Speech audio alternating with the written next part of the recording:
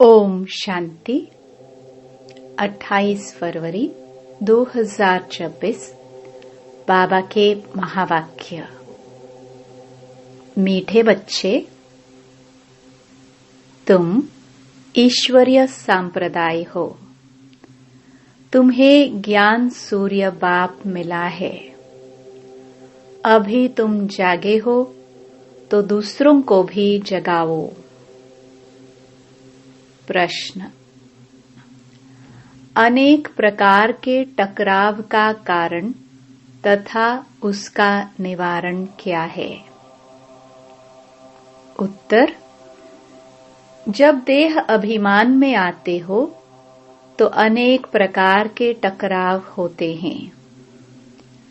माया की ग्रहचारी बैठती है। बाबा कहते, देही अभिमानी बनो, सर्विस में लग जाओ, याद की यात्रा में रहो तो ग्रहचारी मिट जाएगी। ओम शांति। रूहानी बच्चों के पास बाप आए हैं श्रीमत देने व समझाने। यह तो बच्चे समझ गए हैं कि ड्रामा प्लान अनुसार सारा कार्य होना है। बाकी समय थोड़ा रहा है। इस भारत को रावणपुरी से फिर विष्णुपुरी बनाना है। अब बाप भी है गुप्त, पढ़ाई भी गुप्त है। सेंटर्स तो बहुत हैं। छोटे बड़े गांव में छोटे बड़े सेंटर्स हैं और बच्चे भी बहुत है। अब बच्चों ने चैलेंज तो दी है और लिखना भी है।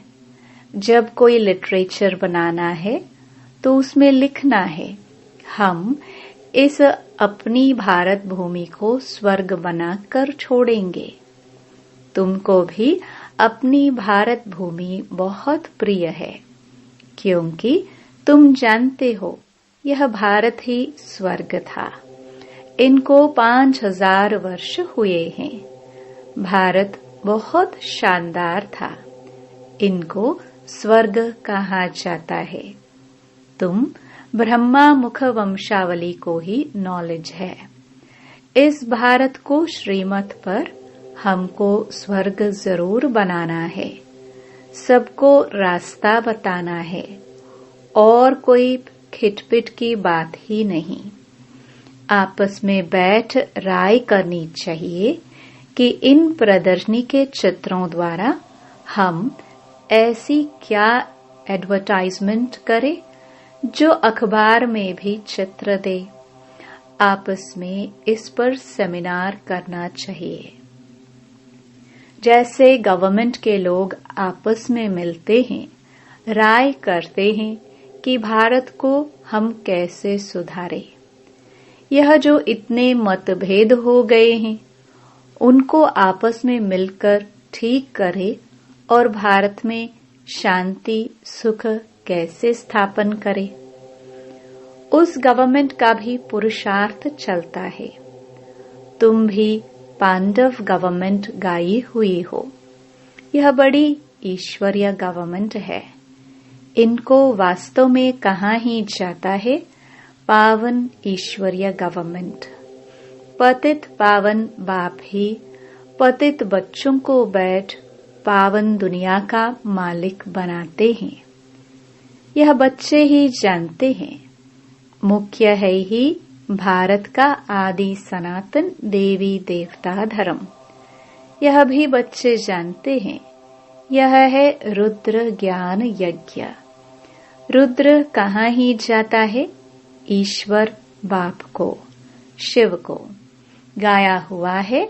बरोबर बाप ने आकर रुद्र ज्ञान यज्ञ रचा था। उन्होंने तो टाइम लंबा चौड़ा दे दिया है। अज्ञान नींद में सोए हुए हैं। अभी तुमको बाप ने जगाया है। तुमको फिर औरों को जगाना है। ड्रामा प्लान अनुसार तुम जगाते रहते हो। इस समय तक जिसने जैसे जैसे जितना जितना पुरुषार्थ किया है उतना ही कल्प पहले भी किया था। हाँ, युद्ध के मैदान में उतराव चढ़ाव तो होता ही है। कभी माया का जोर हो जाता है, कभी ईश्वरीय संतान का जोर हो जाता है, कभी कभी सर्विस बड़ी अच्छी तेजी से चलती है, कभी कहाँ कहाँ बच्चों में माया के विघ्न पड़ जाते हैं। माया एकदम बेहोश कर देती है। लड़ाई का मैदान तो है ना। रावण माया राम की संतान को बेहोश कर देती है। लक्ष्मण के लिए भी कहानी है ना। तुम कहते हो सब मनुष्य कुंभकर्ण की नींद में सोए हुए हैं। तुम ईश्वरीय संप्रदाय ही ऐसे कहते हो, जिनको ज्ञान सूर्य मिला है और जाग उठे हैं वही समझेंगे। इसमें एक दो को कहने की भी कोई बात नहीं है। तुम जानते हो बरोबर हम ईश्वरीय संप्रदाय जागे हैं, बाकी दूसरे सब सोए हुए हैं।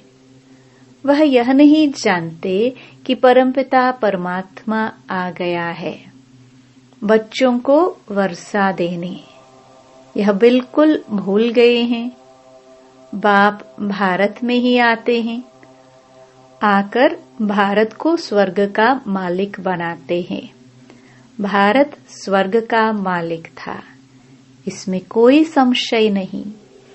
परमपिता परमात्मा का जन्म भी यहाँ ही होता है। शिव जयंती मनाते हैं ना, जरूर उसने आकर कुछ तो किया होगा ना। बुद्धि कहती है जरूर आकर स्वर्ग की स्थापना की होगी। प्रेरणा से थोड़ी स्थापना होगी। यहाँ तो तुम बच्चों को राजयोग सिखाया जाता है, याद की यात्रा समझाई जाती है। प्रेरणा से कोई आवाज होता ही नहीं। समझते हैं शंकर की भी प्रेरणा होती है, तब वह यादव मुसल आदि बनाते हैं। परंतु इसमें प्रेरणा की तो कोई बात ही नहीं है। तुम समझ गए हो, उन्हों का पाठ है ड्रामा में यह मुसल आदि बनाने का। प्रेरणा की बात नहीं है। ड्रामानुसार विनाश तो जरूर होना ही है। गाया हुआ है महाभारत लड़ाई में मुसल काम आए, तो जो पास्ट हो गया है वह फिर रिपीट होगा। तुम गारंटी करते हो हम भारत में स्वर्ग स्थापन करेंगे, जहां एक धर्म होगा। तुम ऐसे नहीं लिखते कि अनेक धर्म विनाश होंगे। वह तो चित्र में लिखा हुआ है। स्वर्ग की स्थापना होती है तो दूसरा कोई धर्म नहीं होता। अभी तुमको समझ में आता है। सबसे बड़ा पाठ है शिव का, ब्रह्मा का और विष्णु का। ब्रह्मा सो विष्णु, विष्णु सो ब्रह्मा। यह तो बड़ी गुह्य बातें हैं। विष्णु से ब्रह्मा कैसे बनते हैं, ब्रह्मा से फिर विष्णु कैसे बनते हैं, यह सेंसिबल बच्चों की बुद्धि में झट आ जाता है।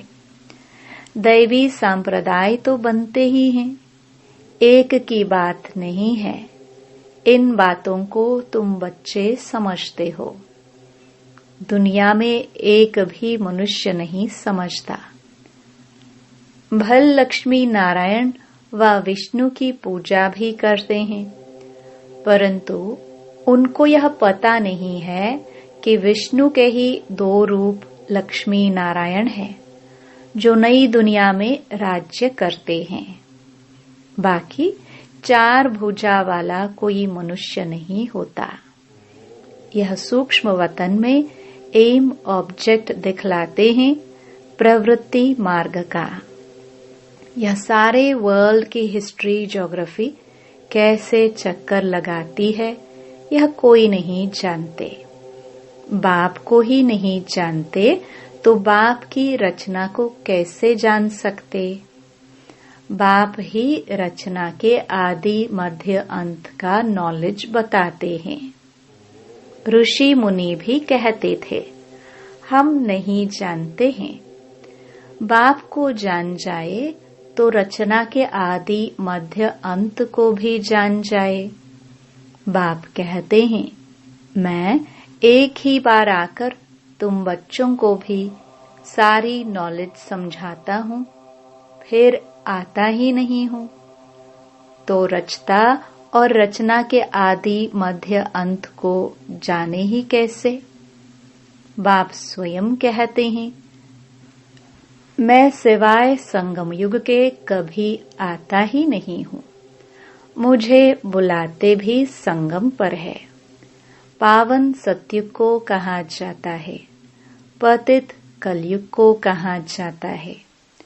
तो जरूर मैं आऊंगा पतित दुनिया के अंत में ना। कलयुग के अंत में आकर पतित से पावन बनाते हैं।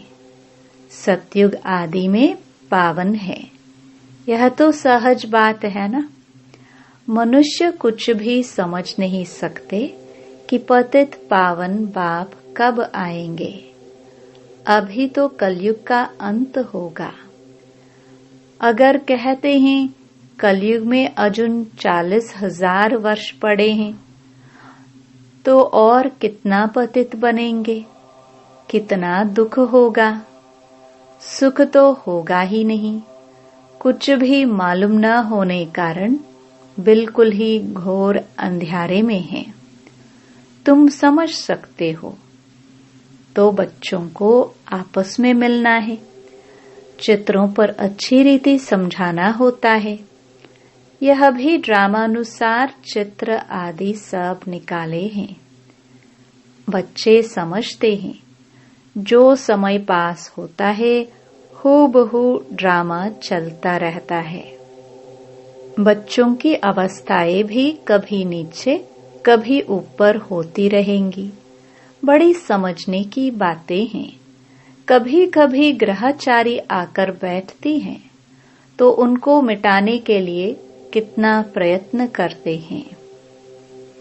बाबा घड़ी घड़ी कहते हैं बच्चे तुम देह अभिमान में आते हो इसलिए टक्कर होता है।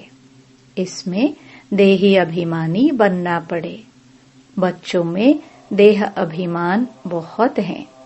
तुम देही अभिमानी बनो तो बाप की याद रहेगी और सर्विस में उन्नति करते रहेंगे। ऊंच पद जिनको पाना है वह सदैव सर्विस में लगे रहेंगे।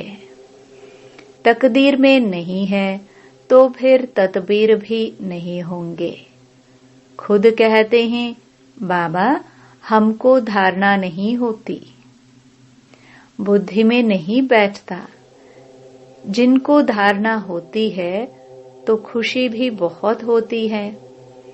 समझते हैं शिव बाबा आया हुआ है। अब बाप कहते हैं बच्चे तुम अच्छी रीति समझकर फिर औरों को समझाओ। कोई तो सर्विस में ही लगे रहते हैं, पुरुषार्थ करते रहते हैं। यह भी बच्चे जानते हैं। जो सेकंड गुजरता है वह ड्रामा में नोंद है। फिर ऐसे ही रिपीट होगा। बच्चों को समझाया जाता है। बाहर भाषण आदि पर तो अनेक प्रकार के नए आते हैं सुनने के लिए। तुम समझते हो गीता वेद शास्त्र आदि पर कितने मनुष्य भाषण करते हैं। उनको कोई यह थोड़ी पता है कि यहाँ ईश्वर अपना और अपनी रचना के आदि मध्य अंत का राज समझाते हैं। रचयिता ही आकर सारा ज्ञान सुनाते हैं। त्रिकालदर्शी बनाना यह बाप का ही काम है। शास्त्रों में यह बातें हैं नहीं, यह नई बातें हैं। बाबा बार बार समझाते हैं, कहाँ भी पहले पहले यह समझाओ कि गीता का भगवान कौन है, श्री कृष्ण या निराकार शिव। यह बातें प्रोजेक्टर पर तुम समझा नहीं सकेंगे। प्रदर्शनी के चित्र सामने रखो, इस पर समझाकर तुम पूछ सकते हो, अब बताओ गीता का भगवान कौन, ज्ञान सागर कौन है। श्री कृष्ण को तो कह नहीं सकेंगे। पवित्रता, सुख, शांति का सागर, लिबरेटर, गाइड कौन है। पहले पहले तो लिखाना चाहिए, फॉर्म भराना चाहिए, फिर सबसे सही लेनी चाहिए। चिड़ियाओं का आवाज हुआ, देखो कितना झगड़ती हैं। इस समय सारी दुनिया में लड़ाई झगड़ा ही है। मनुष्य भी आपस में लड़ते रहते हैं। मनुष्य में ही समझने की बुद्धि है। 5 विकार भी मनुष्य में गाए जाते हैं। जानवरों की तो बात ही नहीं। यह है विशियस वर्ल्ड। वर्ल्ड मनुष्यों के लिए ही कहा जाता है। कलयुग में है आसुरी संप्रदाय, सतयुग में है दैवी संप्रदाय। अभी तुमको इस सारे कॉन्ट्रास्ट का पता है। तुम सिद्ध कर बता सकते हो। सीडी में भी बड़ा क्लियर दिखाया हुआ है। नीचे है पतित, ऊपर में है पावन। इनमें बड़ा क्लियर है। सीडी ही मुख्य है, उतरती कला और चढ़ती कला। ये सीढ़ी बड़ी अच्छी है। इनमें ऐसा क्या डाले जो मनुष्य बिल्कुल अच्छी रीति समझ जाए कि बरोबर यह पतित दुनिया है, पावन दुनिया स्वर्ग थी। यहाँ सब पतित है, पावन एक भी हो नहीं सकता। रात दिन यह ख्यालात चलना चाहिए। आत्म प्रकाश बच्चा लिखता है, बाबा यह चित्र बनाए। बाबा कहते हैं, भल विचार सागर मंथन कर कोई भी चित्र बनाओ, परंतु सीढ़ी बड़ी अच्छी बननी चाहिए। इस पर बहुत समझा सकते हैं। 84 जन्म पूरे कर फिर पहला नंबर जन्म लिया है, फिर उतरती कला से चढ़ती कला में जाना पड़े। इसमें हर एक का विचार चलना चाहिए, नहीं तो सर्विस कैसे कर सकेंगे। चित्रों पर समझाना बहुत सहज होता है। सतयुग के बाद सीढ़ी उतरनी होती है। यह भी बच्चे जानते हैं। हम पाठधारी एक्टर्स हैं। यहाँ से ट्रांसफर हो सीधा सतयुग में नहीं जाते, पहले शांति धाम में जाना है। हाँ, तुम्हारे में भी नंबरवार है जो अपने को पाठधारी समझते हैं। इस ड्रामा में दुनिया में ऐसा कोई कह ना सके कि हम पाठधारी है। हम लिखते भी है कि पाठधारी एक्टर्स होते हुए भी ड्रामा के क्रिएटर, डायरेक्टर आदि मध्य अंत को नहीं जान सकते, तो वह फर्स्ट क्लास बेसमझ है। यह तो भगवानुवाच है। शिव भगवानुवाच ब्रह्मा तन द्वारा। ज्ञान सागर वह निराकार है। उनको अपना शरीर है नहीं। बड़ी समझने की युक्तियां हैं। तुम बच्चों को बड़ा नशा रहना चाहिए। हम किसकी ग्लानि थोड़े करते हैं। यह तो राइट बात है ना। जो भी बड़े बड़े हैं उन सब के चित्र तुम डाल सकते हो। सीधी कोई को भी दिखला सकते हो। अच्छा, मीठे मीठे सिखिलदे बच्चों प्रति माता पिता बाप दादा का याद प्यार और गुड मॉर्निंग। रूहानी बाप की रूहानी बच्चों को नमस्ते। धारणा के लिए मुख्य सार। पहला, भारत में सुख शांति की स्थापना करने व भारत को स्वर्ग बनाने के लिए आपस में सेमिनार करना है। श्रीमत पर भारत की ऐसी सेवा करनी है। दूसरा, सर्विस में उन्नति करने व सर्विस से ऊंच पद पाने के लिए देही अभिमानी रहने की मेहनत करनी है। ज्ञान का विचार सागर मंथन करना है। वरदान, पवित्रता के आधार पर सुख शांति का अनुभव करने वाले नंबर 1 अधिकारी भव। जो बच्चे पवित्रता की प्रतिज्ञा को सदा स्मृति में रखते हैं, उन्हें सुख शांति की अनुभूति स्वतः होती है। पवित्रता का अधिकार लेने में नंबर 1 रहना अर्थात सर्व प्राप्तियों में नंबर 1 बनना। इसलिए पवित्रता के फाउंडेशन को कभी कमजोर नहीं करना, तब ही लास्ट सो फास्ट जाएंगे। इसी धर्म में सदा स्थित रहना। कुछ भी हो जाए, चाहे व्यक्ति, चाहे प्रकृति, चाहे परिस्थिति कितना भी हिलाए, लेकिन धरत पर ये धर्म न छोड़िए। स्लोगन, व्यर्थ से इनोसेंट बनो तो सच्चे सच्चे सेंट बन जाएंगे। ये अव्यक्त इशारे एकता और विश्वास की विशेषता द्वारा सफलता संपन्न बनो। बाप दादा चाहते हैं कि हर बच्चा एक रस श्रेष्ठ स्थिति के आसनधारी, एकांतवासी, अशरीरी, एकता स्थापक, इकोनॉमी, एक नामी का अवतार बने। एक दो के विचारों को समझ, सम्मान दे, एक दो को इशारा दे, लेन देन कर आपस में संगठन की शक्ति का स्वरूप प्रत्यक्ष करो, क्योंकि आपके संगठन में एकता की शक्ति सारे ब्राह्मण परिवार को संगठन में लाने के निमित्त बनेगी। ओम शांति।